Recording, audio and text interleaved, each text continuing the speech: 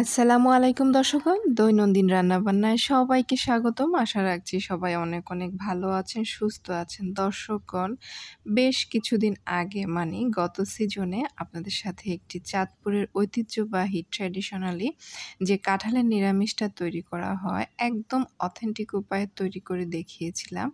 তারই ধারাবাহিকতায় আরও একটি এরকম অথেন্টিক কাঁচা কাঁঠালের পাঁচমিশালি সবজি নিরামিষ আবারও করে দেখাচ্ছি। এত টেস্টি হয়। একই রকম প্রক্রিয়া, তবে এই প্রক্রিয়ার মধ্যে একটু ধাপগুলো আগে পরে দিয়ে এর টেস্ট কিন্তু আরেকভাবে নতুনভাবে আপনারা তৈরি করে নিতে পারবেন। যে কোনো রান্নাই বলুন না কেন, একটু উপকরণগুলো আগে পরে একটু হেরফের করে আপনারা কিন্তু টেস্টের ভেরিয়েশনটা করতে পারেন। আর তার জন্যই আজকের এই প্রক্রিয়াটি করে দেখাচ্ছি। এর জন্য আমি প্রায় ৩০০ গ্রামের মতো শুকনো শিমের বিচি নিয়েছি। এগুলোকে একটি তলাভারী কড়াইতে অল্প হিটে অনেকক্ষণ জাল দিয়ে এভাবে টেলে নিয়েছি। যখন মোটামুটি এগুলো ফুটতে শুরু করবে, একদম বাকলগুলো একটু টিপ দিলে এভাবে ভেঙে আসে, তখন বুঝতে হবে এগুলো হয়ে গিয়েছে। তবে এটা একটু ধৈর্যের কাজ। পরবর্তীতে গরম গরম অবস্থাতেই একটা পাটার উপরে এরকম একটা প্লাস্টিকের ব্যাগ দিয়ে বা ছালার ব্যাগ দিয়ে যখন পুতো দিয়ে আলতোভাবে ঘষা দিবেন, তখন বাকলগুলো অর্ধেক বা 70 থেকে 80% পর্যন্ত উঠে যাবে। এরপর এগুলোকে ভিজিয়ে রাখতে হবে 20 থেকে 30 মিনিটের জন্য, বা আপনারা চাইলে কুলো দিয়েও বা ডালা দিয়েও ঝেড়ে নিতে পারেন। আর যদি এভাবে ভিজিয়ে রাখেন সেক্ষেত্রে ম্যাক্সিমাম বাকলগুলো উঠে যাবে, অল্প কিছু বাকল থাকবে। এই বাকলগুলো রান্নার সাথে তেমন কোনো সমস্যা করবে না। এখন এগুলোকে মোটামুটি যাতে ভিজে এরকম একটু পানি দিয়ে একটি বড় তলাভারী কড়াইতে আমি বসিয়ে দিচ্ছি চুলার মধ্যে। চুলার হিটটা মিডিয়াম রেখে এগুলোকে আমি প্রায় 15 মিনিটের মতো চুলাতে রেখে দেব। অবশ্যই চুলার হিটটা বেশি দিবেন না, অল্প হিটে 10 থেকে 15 মিনিট এগুলোকে রান্না করে নেবেন।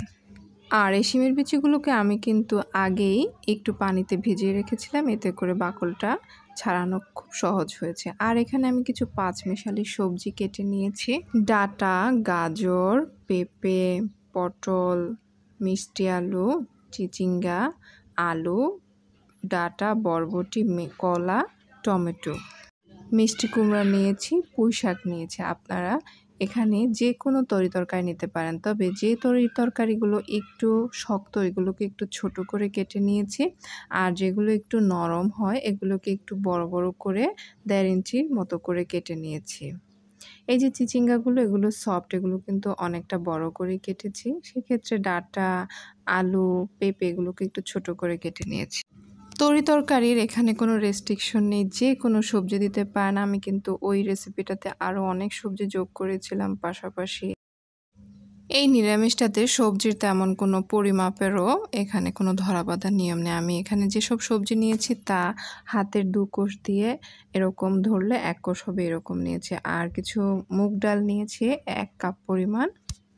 মুগ ডালটাকেও আগে একটু টেলে নিয়েছিলাম, তারপর ভালোভাবে ধুয়ে নিয়েছিলাম আর 5 মিনিট একটু ভিজিয়ে রেখেছিলাম। এই পর্যায়ে এখানে 1 টেবিল চামচ পরিমাণ হলুদের গুঁড়ো দিচ্ছি, 1.5 টেবিল চামচ পরিমাণ মরিচের গুঁড়ো দিচ্ছি। আর আদা, রসুন, জিরা বাটা, আদা এবং রসুনটা দেশি আদা, রসুন এগুলোকে সবগুলোকে শিলপাটা একদম ম্যাশ করে কেটে নিয়েছি। এগুলো আদা এবং রসুন 2 টেবিল চামচ পরিমাণ, আর জিরা বাটাটা হচ্ছে 1.5 টেবিল চামচ পরিমাণ। এখানে তেজপাতা, দারচিনি, এলাচ, লবঙ্গ এগুলো দেখতে পাচ্ছেন 5-6টি করে, বা একটু সামান্য একটু বেশি কম করে দিয়ে নিয়েছি। তেজপাতা দিয়েছি 3-4টি, একটু ফেড়ে দিয়েছি। এখানে লবঙ্গ দিচ্ছি 8-10টি, এলাচও 8-10টির মতোই হবে। সবগুলো উপকরণ দিয়ে এখন এগুলোকে ঢাকনা দিয়ে মিডিয়াম হিটে রেখে দিচ্ছি মশলাটা কষানোর জন্য। আমি কিন্তু এখানে কাঁচা মশলাটা রান্না করছি। আমি কিন্তু তেল দিয়ে, পেঁয়াজ দিয়ে এখানে কিন্তু আমি সেইভাবে করিনি। তেল ছাড়াই সম্পূর্ণ মশলাটা শিমের বিচির সাথে এভাবে কষবে 5-6 মিনিটের মতো। তবে অবশ্যই চুলার হিটটা মিডিয়াম হিটে রাখতে হবে, না হয় কিন্তু তলায় পুড়ে যাবে। আর অবশ্যই ফাঁকে ফাঁকে একটু নেড়ে চেড়ে দিতে হবে। আর এখানে একটি 2.5 কেজি ওজনের একটি ছোট কাঁঠাল নিয়েছি। কাঁঠালের এখানে কিন্তু কোষের পরিমাণ থেকে বুকটা বেশি, দেখতেই পাচ্ছেন। এই ধরনের কাঁঠালটা নিলে কিন্তু ভালো হয়। আর কাঁঠালের বয়সটা মধ্যম বয়সী হলেও ভালো হয়। আমি সেই রকমই একটি কাঁঠাল নিয়েছি। একটা কাঁঠাল সবটাতেই এতটুকু হয়েছে, বুঝতেই পাচ্ছেন কতটুকু। এবং এখানে যে শক্ত সবজিগুলো ছিল বিশেষ করে আলু, গাজর, তারপর পেঁপে এই ধরনের যে শক্ত, শক্ত সবজিগুলো আছে এগুলো আমি কাঁঠালের সাথে দিয়ে দিচ্ছি। এতে করে কাঁঠালটা হতে যেহেতু একটু সময় বেশি লাগে এবং এই সবজিগুলো হতেও সময় লাগে, কাঁঠালের সাথে এই সবজির একটা কম্বিনেশন হবে সিদ্ধ হওয়ার জন্য। নিরামিষ রান্নার ক্ষেত্রে অবশ্যই মনে রাখবেন যখন কাঁঠালের কোষ থেকে কাঁঠালের যে বডিটা আছে মূল বডিটা এটা বেশি হয় তখন কিন্তু খেতে বেশি ভালো লাগে। এভাবে সবগুলো জিনিসকে দিয়ে ঢেকে দিচ্ছি প্রায় ৫ থেকে ৭ মিনিটের জন্য। তবে যেহেতু চুলার অনুযায়ী কড়াই বড় এবং সবজির পরিমাণটা বেশি অবশ্যই একটু নেড়েচেড়ে দিবেন এবং সময়টা একটু কম বেশ হতে পারে। জাস্ট এগুলোকে যখন দেখবেন মোটামুটি কাঁঠালটা একটু নরম হয়েছে, আলুটা মধ্য দিয়ে কিছুটা খুন্তিটা হালকা ঢুকানো যায়, তখন বুঝতে হবে এগুলো অর্ধেক পরিমাণ হয়ে এসেছে। আর ঠিক তখনই নেড়েচেড়ে দিয়ে নরম যে সবজিগুলো ছিল, এই সবজিগুলো এখানে দিয়ে দিতে হবে। এতে করে সম্পূর্ণ সবজিটা একসাথে সিদ্ধ হয়ে আসবে। আর এখানে ৩-৪টি বড় সাইজের আমি দেশি পেঁয়াজ নিয়েছি, এগুলোকে বড় বড় করে কেটে টমেটোর সাথেও দিয়ে দিয়েছি। টমেটো এখানে দিয়েছি প্রমাণ সাইজের ৩টি টমেটো। সেটাকে আমি বড় বড় করে কেটে দিয়েছি, এতে করে একটা বাড়তি টেস্ট আসবে। এখন সবগুলো উপকরণকে অবশ্যই ভালোভাবে নাড়িয়ে দিতে হবে, যেহেতু অনেকগুলো তলায় লেগে যেতে পারে পানিটা বের হওয়ার আগেই। তাই আমি অল্প একটু পানি দিয়ে একদম হাই হিট দিয়ে দিয়েছি, ঢাকনা দিয়েছি ৬ থেকে ৭ মিনিটের জন্য। ফাঁকে ফাঁকে নেড়েচেড়ে দিয়েছিলাম, এরপর আবার ঢাকনা দিয়ে এরকম আরও ৪-৫ মিনিট আমি রান্না করে নিয়েছি। এতে করে সবগুলো সবজি উপরে নিচে গিয়ে সমানভাবে সিদ্ধ হয়ে আসবে। এখন চুলার হিটটা মিডিয়াম হিটে দিলেই হবে, যেহেতু সবজি থেকে আগেই সমস্ত পানিটা বের হয়ে গিয়েছিল, এখন কিন্তু তলায় লেগে যাওয়ার সম্ভাবনা থাকে, তাই দ্বিতীয় পর্যায়ে চুলার হিটটা মিডিয়াম হিটে দিবেন। এভাবে আরও ৫-৬ মিনিট পর আমি ফিরে আসলাম। এতক্ষণে দেখুন পানিটা উপরে চলে এসেছে, তার মানে নিচ দিয়ে কিন্তু অলরেডি পানিটা শুকিয়ে লাগার একটা সম্ভাবনা চলে এসেছে।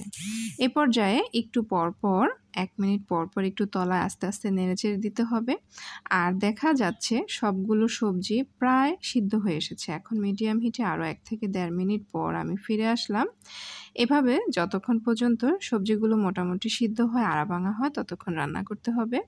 ১৫ থেকে ২০ মিনিট চুলা ভেদে সবজি ভেদে সময় লাগতে পারে। ফাইনালি এরকম একটা আড়া-ভাঙা যখন লুক আসবে এবং অল্প অল্প ঝোল থাকবে, ঠিক তখনই এর মধ্যে ১ টেবিল চামচ পরিমাণ জিরার গুঁড়ো দিয়ে দিচ্ছি আর ১/২ টেবিল চামচ পরিমাণ গরম মশলার গুঁড়ো দিয়ে দিচ্ছি।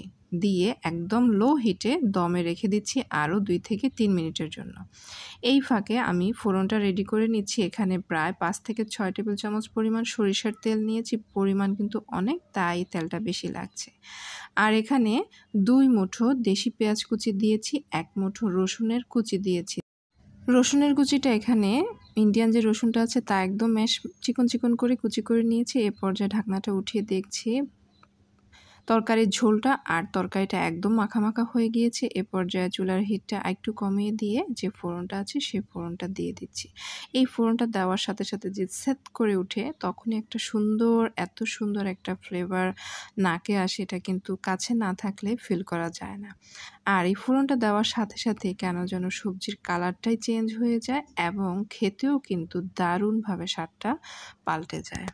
ফোড়নটা দিয়ে একটু আলতোভাবে নেড়েচেড়ে দিচ্ছি, তলায় একটু লাগিয়ে দিচ্ছি আর একদম লো হিটে আরও ১ মিনিটের জন্য চুলায় এভাবে অপেক্ষা করে তরকারিটা নামিয়ে নিচ্ছি।